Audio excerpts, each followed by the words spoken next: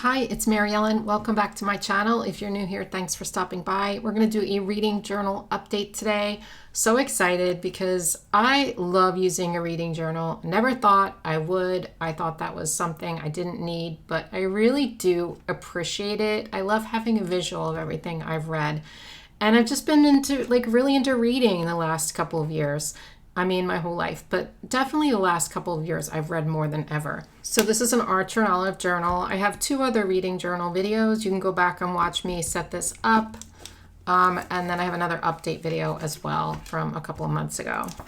But let me just show you real quick. Here's what we're dealing with. Lots of little trackers and things. We stopped in the middle of May last time, so let's continue with May.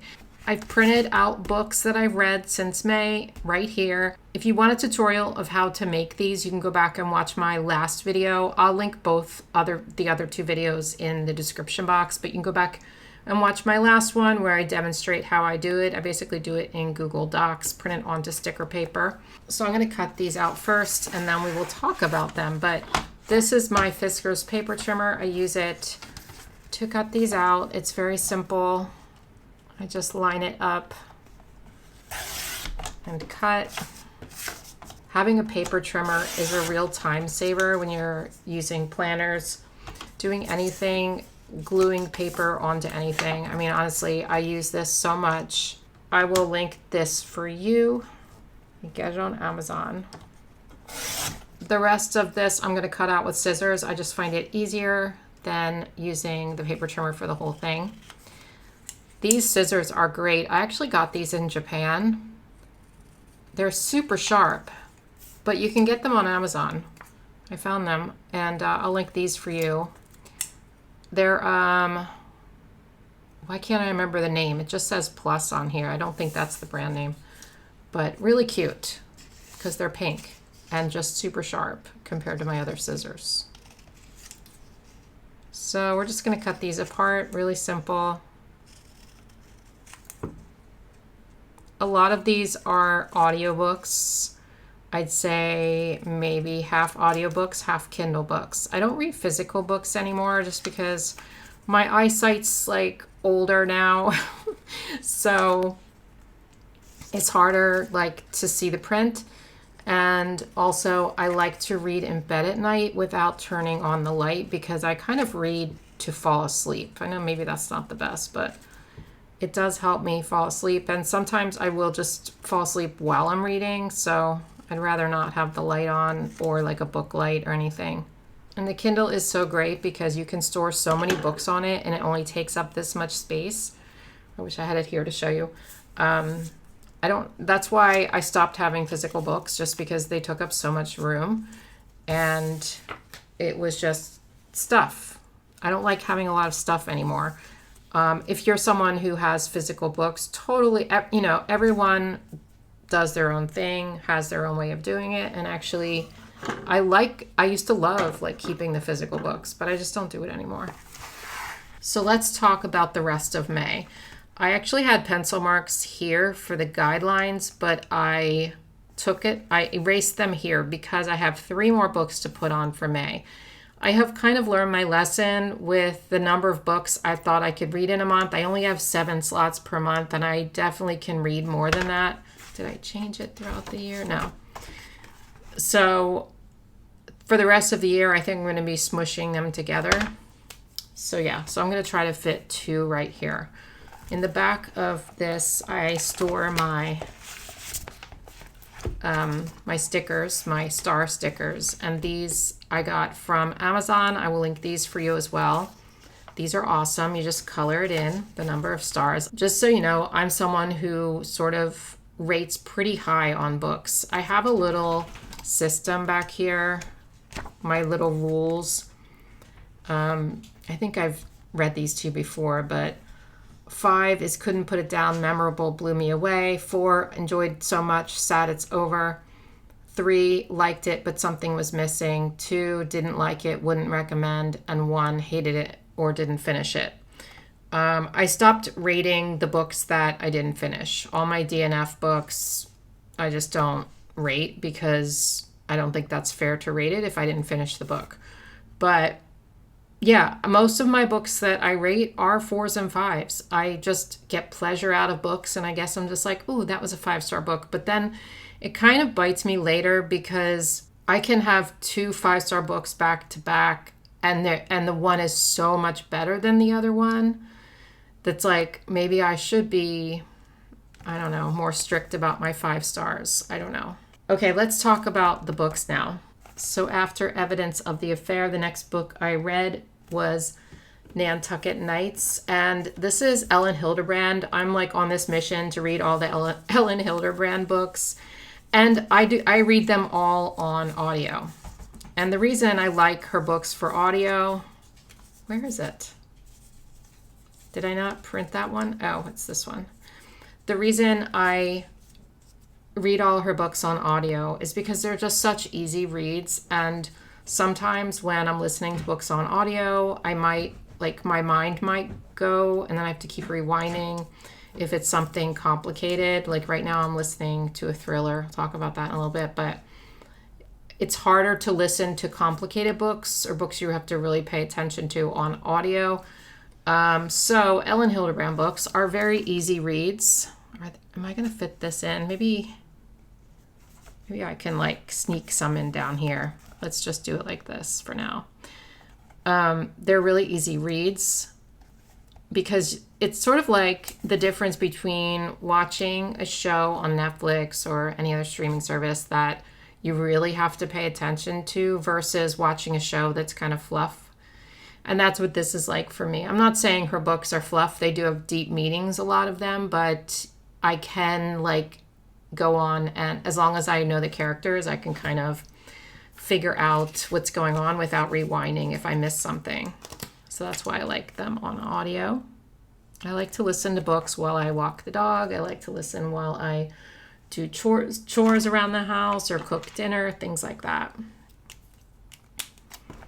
So this was a 3-star book, which is low for me, like I said. And I had to look up what this one was because it's pretty forgettable. And even my notes are kind of like, I'm looking at my notes. I wrote some notes on these books so that I remember. And I'm like, wait, I can't even understand my notes. Oh, okay. This is about some friends, these 3 women who get together every summer for like one night where they go skinny dipping and like, it's weird. They go skinny dipping and like share secrets, and it's like one night per summer that they do this every year. But one of them goes missing during this night. And then it's about like their lives and like trying to piece together. It's kind of like a mystery. And like the main character, her family and stuff. But I just found it to be odd for an Ellen Hilderbrand especially. It was kind of dark, had some weird themes in it. I can't really say anything because I'll spoil it. It was just not a feel-good book. I did not like the main character at all. And when I don't like the main character in a book, sometimes it's just like ruins the book for me, and I just don't enjoy it that much. She was very unlikable, and so were the other characters. So I didn't really like any of the characters. And yeah, I mean, the mystery part was okay. I don't know. Just like didn't lift me up at all. It was just kind of like made me in a bad mood. I don't know. So why did I rate it 3 stars, you ask? I'm not sure. I did. I looked on Goodreads. I rated it a 3, but it's probably a 2. Let me know what you thought of that book if you read it. I think that's one of her earlier books, and I don't tend to love her earlier books, but I'm sort of trying to read them all, so I've read most of the ones that are more recent. Okay, the next one is Archer's Voice by Mia Sheridan. This is the first book I read by her. I also gave this one a 3. And again, 3 is kind of low for me. We're just going to put this one here and we'll put the next one there. So the first part of this book was enjoyable. I found myself wanting to read it. This book is all over TikTok. Everyone seems to love it. So it's a romance, and I thought, let me give it a shot. It's a love story about, and I'm going to try not to spoil anything, before this, I thought about these books and thought, okay, what can I say without spoiling it? If I spoil something, I'm very sorry. I'm going to really try not to. But it's about a girl who's kind of running from her past, from her hometown, and she comes to another town, and she meets this guy. He can't speak. He can hear and everything. He just can't speak. And it's about their story. They fall in love. There really were very good reviews for this book, so maybe I'm in the minority here, but I found it to be more of a codependency situation and less of a sweet romance. The first half of the book, like I said, I really enjoyed, but the second half of the book, first of all, the middle kind of dragged on, but then it sort of just took a turn that I didn't really appreciate, or the characters became more developed and I saw more about what was happening. And I found it to be a very unhealthy relationship. It was an interesting plot. It just rubbed me kind of the wrong way. And also I found it to be really unrealistic too. So yeah, without giving anything else away, I really can't say anything else about it, but it just wasn't for me, but it was entertaining enough. And I did finish it. So I think it deserves 3 stars. I mean, the writing was decent. And it was an interesting plot, but it just fell flat for me. The next one I read was Winter Solstice by Ellen Hilderbrand again. Again, this was an audiobook. This one was Kindle. And I sort of made the mistake of reading this one. It was like part 4 of a series. The 4th book in a series, and I didn't really know that. So I don't know if that affected my enjoyment or not. I think pretty much you can read them as standalones anyway, but I don't like that I read it out of order. I don't remember much about this one, except I know it was about a family, which most of her books are. It was about a family and like each person in the family and their separate storylines. There was some romance, there was some sad parts and that kind of thing, but yeah, I just it was not memorable. It was not memorable. So I did rate it a 4, and I don't know if this was the 4th book. Maybe I was just thinking 4 because I rated a 4. I'm not sure. It was definitely not the first of that series. I did give it a 4 because I guess I found it really interesting at the time, but I can't really remember hardly anything about it, which doesn't really make it a 4, but I thought it was a 4 when I read it. So there we go. Okay, that's all the books I read in May. My favorite book in May was the Happy Ever After playlist, and that's by Abby Jimenez, and I just really love her books. I love the way she writes. I love her characters. There's always somebody likable in there. I just really enjoy her books, and I really enjoyed that one. I don't actually want to say much about this one because this was, I think, the 3rd book in a series. So I don't really want to say, because if you haven't read the other 2, I think it was the 3rd or the 2nd or the 3rd. If you haven't read the others, I might give something away. So I'm not really going to say anything about that. I might have said something in the last video. I don't know. But anyway, I really enjoyed that. So let's go back to my book bracket, and I'm gonna write that book in here. So that my favorite book in May, I love doing the book bracket. There are some limitations to the book bracket though, because if I read 2 books in 1 month that are like 5-star bangers, and then the next month is like the best one was a 4, then it makes me mad because I want like the 2, 5 to be here, instead of like the 4 and the 5. But that's just how it goes. Maybe I'll switch it up next year and do something a little bit different. But it's not really going to affect my book of the year because honestly, when it comes down to it, like I'm going to have that book there, but it just kind of annoys me a little bit. Okay. Let's go to June. I'm going to write a little blurb about this after the video. I just write a little bit about each book. In June, I read 8 books, and we only have 7 spaces. So what I'm going to do is erase these pencil lines. And I think going forward I did all, yeah, I did all pencil lines going forward, which I should have done before. And actually I really don't even need them. I probably could do just like a little mark to know where they're going to go, but that's okay. I'm erasing those because I'm going to do 4 here instead of 3. The first book I read in June was Meredith Alone by Claire Alexander. I've never read one of her books before. I was very impressed with this book. I gave this one a 4.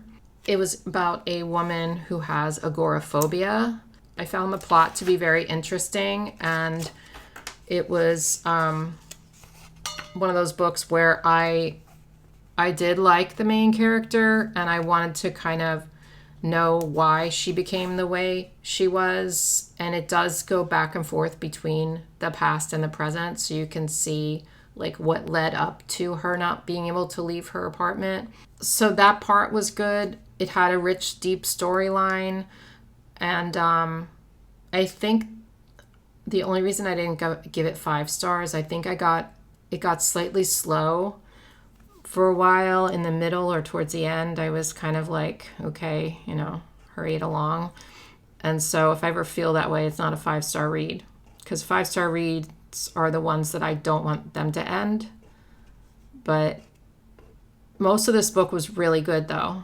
I really enjoyed this a lot, and I read that one on Kindle. I actually found her to be really relatable, which is interesting because I don't have agoraphobia, but I am an introvert who likes to stay at home. So I did find a lot of what she was saying to be kind of relatable, which is always good if you can relate to a character in a book. The next one was another Ellen Hilderbrand. Like I said, trying to get through all of her books. This is called The Love Season. This was a 2 for me, and a 2 is pretty low for me. I did not really enjoy this book. I actually couldn't wait for it to be over. I listened to it on audio, but I was so bored. It's about this woman, Marguerite, who is an older woman. I think she's, I don't know how old she is, 60s or 70s. She's a chef, and she's kind of been a recluse for a long time. We don't really know why. There's a little bit of mystery involved. She has a goddaughter, Renata, who is visiting her. Renata's engaged to this guy who is in a rich family. It goes back and forth between the past and the present. And I just found it dull. Parts of it weren't. Parts of it were kind of exciting, but most of it I found to be pretty boring. Her books can get really descriptive, which I'm not against. I actually really like the descriptions of Nantucket and the descriptions of food and stuff, but this did get a little bit tedious with that. And also, I did not like any of these characters either. I didn't like Marguerite. I definitely didn't like Renata. She made some poor choices where I just don't understand why. And they don't really explain it either. So yeah, just not a fan of that one. There were quite a few books in June that I wasn't really a fan of. Speaking of that, let's talk about A Man Called Ove. You've probably heard of this one. It's obviously a well-known book and one that is highly rated by most people. I listened to it on audio. I just didn't like this book. I gave it a 2 because, like, it was well written. Probably some of you are going to come after me in the comments for this one, but there were a lot of reasons why I didn't like this, and I'm going to try to outline those without giving anything away in the book. I can say this because it's literally like in the first chapter. When you read the synopsis, it sounds like we're dealing with an old man who's a curmudgeon. But in the first chapter, he is shopping at a computer store. He didn't even know what an iPad was. He was calling it like something else. He didn't know like anything at all about computers. And then the book says he's 59 years old. Okay. That rubbed me the wrong way from the beginning. Okay. Because they're portraying him as this old man and yet he's 59 and he doesn't know what an iPad is. It rubbed me the wrong way because I'm 56 and like I'm not old. I know the author wasn't like trying to be ageist or anything like that, but I don't know. Like that just annoyed me. So that was like the start of the book. So it didn't get off to a good start in my opinion. But I don't know if I can say this other part because I don't know if that's known when you read the summary of the book. There's like a main theme throughout the whole book. In fact, let me stop and read the summary and see if like it says it before you read the book so I can talk about it. Hang on. Okay, I cannot talk about what I wanted to talk about, but I will say that there is a dark theme going through the book. It's sort of like dark humor, but it rubbed me the wrong way, the way they did it. I also found it to be very like boring, and this could be because I listened to it on audio, but the author was trying to describe Ove by giving examples of Ove's life and everything, again, like past, present, everything that led up to his life now. The like very minute details of conversations and like back and forth and repetitive stuff, just a lot of like repeat language and conversations, and like it just went on and on and on sometimes, and I just like was so annoyed by it when I was listening to it. And also I found it to be really unrealistic because there's these people in the neighborhood that befriend Ove, and I guess I could say that there's this one woman, Pravana, is that how you say her name? I'm not sure. She befriends him, but I found it very unrealistic that she was befriending him because he was just so nasty, and she like wouldn't take no for an answer. She's like, I'm gonna be your friend, basically, and I just found it to be unrealistic.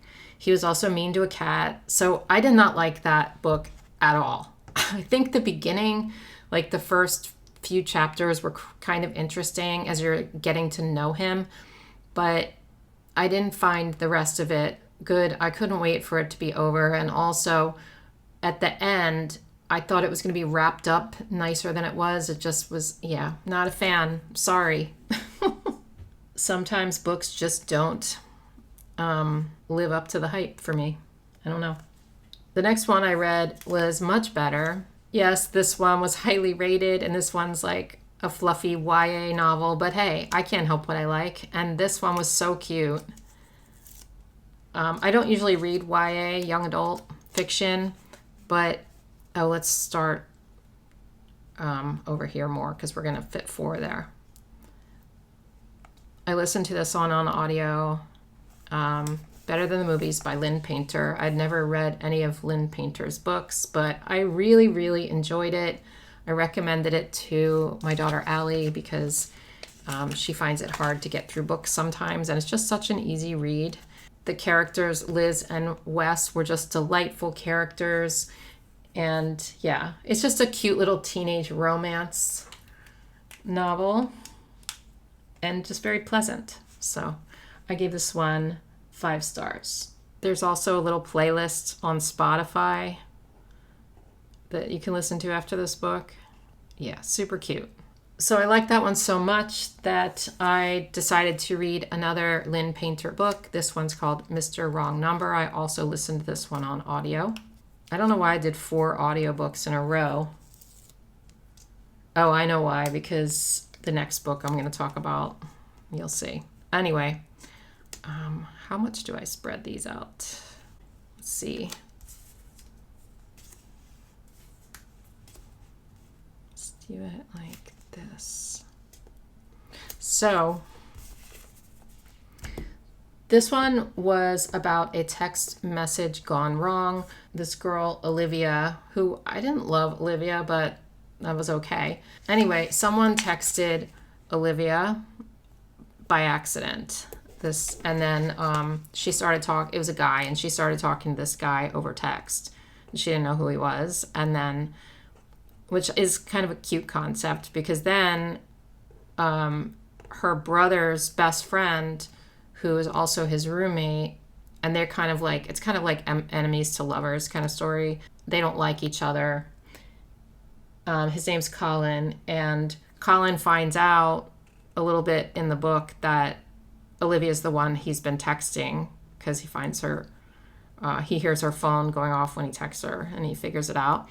But he doesn't know whether to tell her or not, so it's kind of cute. I think it was pleasant enough. It was cute. I gave it a 3. Like I said, I didn't really like Olivia that much, and it kind of went on and on in certain places. Yeah, it was pleasant enough, but not like mind-blowing. The next one is The Switch by Beth O'Leary, another new author for me. I read this one on Kindle, and the reason I read 4 audiobooks in a row is because I was trying to get through this one on Kindle, and it took me so long. Yeah. Now, on first glance, I thought I would love this book. It follows Lena, who's a city girl. She's burnt out from her job. She recently lost her sister, I think a year ago, and her grandmother, Eileen, who's like, I think 79 or 80. She's looking for love because her husband left her. She lives in a small town, and so they decide to switch places because Lena needs a break and Eileen thinks there's no men in her small little town, and she wants to go to the city and try to do like online dating. And the concept is really cute. So they switch places for a summer. I did appreciate some of the deeper family aspects of this book. It does deal with grief a little bit and family dynamics. So I loved the beginning. I loved the idea. But as the book went on, I just found it to be so boring. And I just did not care about any of these characters. It was meant to be sort of like a little bit funny, just sort of like a little cute,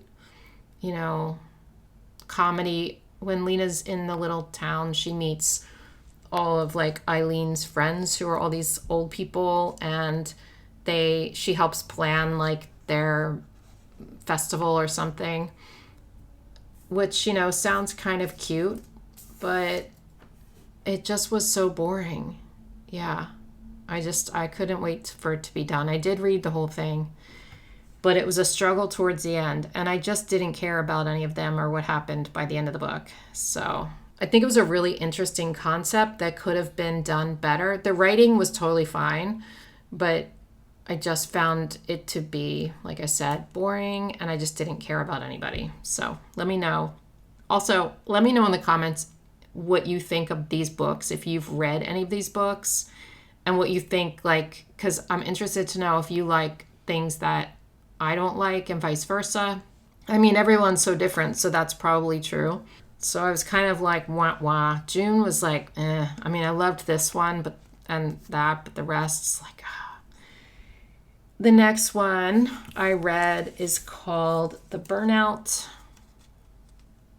This is by Sophie Kinsella, and I used to read a lot of her books. She's the shopaholic author, and I've always liked her books. They're very like fun and lighthearted. They're usually kind of funny, and she writes about likable characters, so I usually really like her books.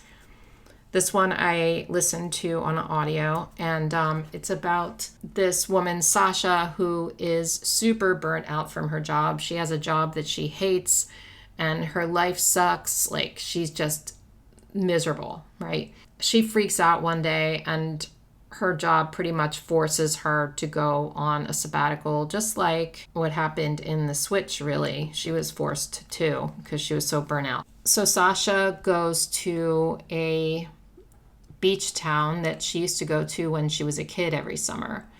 And she goes to this hotel where she thought was going to be really swanky, but it turns out that since it's off season and like the hotel has really gone downhill, it's shabby, and she's one of the only guests, and it's not what she thought. She wanted to just get away and like do yoga on the beach and like all that kind of stuff, to self-care stuff. But it turns out that the place isn't as nice as she thought. She does meet this guy while she's there named Finn, and turns out they both went to the same beach town when they were children.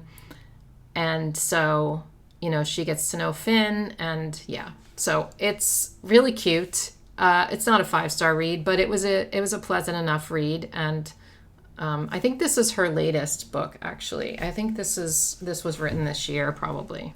Next book is The Nightingale by Kristin Hannah. Oh my gosh. Yeah, this is my first Kristin Hannah book, and I was blown away by this. You might have seen my story on Instagram. Blown away. It was amazing.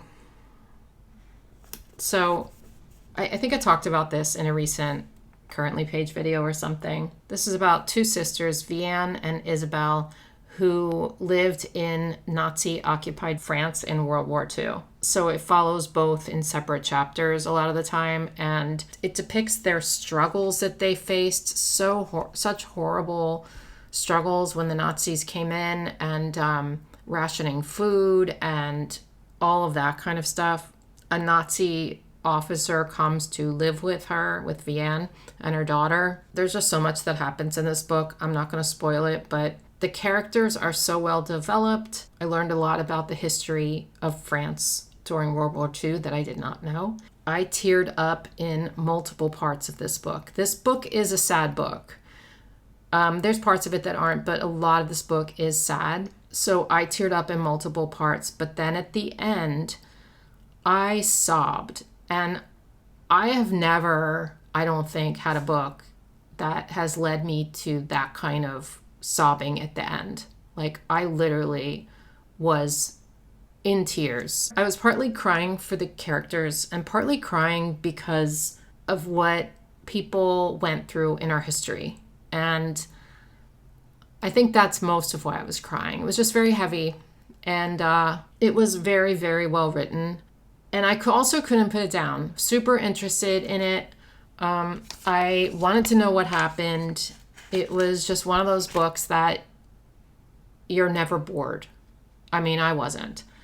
So definitely great. It was my favorite book so far this year. That's actually the first historical fiction book I've ever read, or that I've read in the last 10 years, because I can't really remember. I'm sure I have read some other historical fiction, but it's probably been a really long time. And I really enjoyed it. So I'm definitely going to be reading more of Kristin Hannah. I think the next book that I have reserved from the library is The Women. I've heard is excellent, about the Vietnam War, but absolutely phenomenal book. And it's going to stay with me a really long time. And that's another way I rate books, is like, how much am I going to remember this book? I'll always remember the way this book made me feel. Some of the details might get muddled over the years, but I'm always going to remember how I felt when I read this book. Yeah. So, excellent read. I would definitely recommend it, but keep in mind there are, look up trigger warnings. There are definitely heavy themes in here, of course. We're talking World War II. We're talking concentration camps, all that kind of stuff. It is definitely something that you have to be in the right frame of mind to read, I guess, but just thoroughly enjoyable book. And so that's going to be my top for June. And then what I do with this book bracket is I take these two books and I put the best book here. So we are going to do The Nightingale here. We're halfway through the year, so we have The Nightingale, The Quiet Tenant, and The Last One as my top 3 so far. But again, there's other books in here that I might have rated higher than these two. I'm not sure, but this is what we're doing. I am going to do July just because it's July 10th when I'm filming this, and I just want to put July in. So I'm wondering, since I don't know how many books maybe I shouldn't put July in, actually. Maybe I should just do it after the month and not do partial months, just because I don't know how many books I'm going to read in July. So if it's say it's 9 and I do 4, 4, and 1. So I'm going to hold off, but I'll talk about these books while I'm here. And I'll keep it in this journal, and then we'll do it next time. I'll talk briefly about these books. So these actually, and it's fine because I didn't finish any of these yet. These are the 3 books I'm currently reading. These 2 are on audio, and this one is on Kindle. So The Other Misses by Mary Kubica. I don't know if I said that right. It's about this married couple, Sadie and Will, who moved to a coastal island town after living in Chicago because Will's sister died and they're taking care of his niece. And there's a murder that happens. There's a big mystery. I don't know what's going on right now. It is interesting. I like this one. I find this one interesting. It's about their family and the murder in the neighborhood and all sorts of stuff that's happening. So I don't know what's going on. I'm like a little confused, but in a good way. And then Forever Strong is by Gabrielle Lyon. And since, you might have seen my other videos, I'm on this like health journey right now, working out and learning about nutrition. And this is a book about aging well. And she talks a lot about protein intake and hormones and like all sorts of stuff related to aging. And it's good so far. I'm not very far in, but I find I don't think she's told me anything I didn't know yet, but it's good so far. And then Look Closer by David Ellis. I'm reading this on Kindle right now. And I gotta say, like, this is highly rated, but I'm having a hard time sort of wanting to pick up my Kindle to read this. I don't know why. I think these two books, like, I'm getting a little bit confused. I usually, if I listen to an audiobook and read a Kindle book, I like one to be like a romance or something or a fiction, and then the other one to be a psychological thriller. Or I want them to be different, like really different, so I can distinguish them. Because right now I'm getting these two books a little bit confused because like a couple of characters are similar. This one is about Simon and Vicky. They're a married couple, and there is also a murder. So like it's not similar, but anyway, I'm going to keep going with this. I'm only about, I don't know, like 20% in maybe. And I've heard it's really, really good with lots of twists and turns. So I'm going to keep going. So don't spoil anything about these in the comments. In fact, don't spoil anything about any of the books that we talked about here in the comments, because if some people haven't read them yet, then I don't want them to find anything out that they shouldn't. So be careful when you comment, please. Okay, that's about it. Let's look at this. Let's fill this part out. My A to Z challenge. We have Archer's Voice for A. And that's about it. That's all I've got. Here we can cross off a book set in winter. Young adult fiction. I think one of them was over 500 pages. I'll actually have to look. I think maybe Nightingale might have been. I'm not sure. Learned something new. I really did learn a little bit in that book, The Nightingale. Still no one-word title. Funny book. I mean, can I count The Burnout as funny? I'd say so. It was a little clever funny. That's probably it. Okay. And then this section, we can fill out some of this, but this section, I write the books in and then I color them according to whether it was an audiobook or a Kindle book. The audiobooks are pink and the Kindle is purple. But let's look here. So my favorite authors lists, I'm trying to like go through some of their books. I already crossed off Happy Ever After playlist. I want to read more Lucinda Berry. I think she's really good. And then I have some more back here. I didn't plan well. I have other pages back here. And I actually have to keep going because I have so many favorite authors that I forget about. And that's why I want to make these pages so that I can remember, oh yeah, I haven't read that author in a while. Let me go back and find one of their books. But I have to keep updating it too, though, because new books always come out all the time. I swear there's just so many books in this world and not enough time in my life to read them all. It's frustrating. Do you guys find it to be frustrating? That's why I've been DNFing books right and left, like not finishing them, not right and left, but now if I don't like it, I don't finish it. Although a couple of them I did, obviously, because there's so many other good books to read, right? So I don't feel the pressure to finish unless I really do want to find out what happened, and then sometimes I'm disappointed anyway. All right, let's see. We have Winter Solstice, Nantucket Nights. What was the other one? Wasn't there 3? The Love Season. It's not on here, is it? All right, I will fill these out later.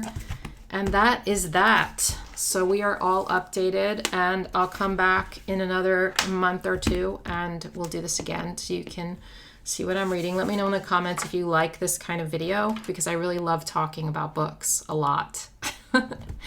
I find that the videos that I make about things that I'm interested in, like the fitness journal, like the reading journal, things like that, I find very enjoyable to film. So let me know if you want more of any of that kind of content, because I could make more of that kind of stuff if you want.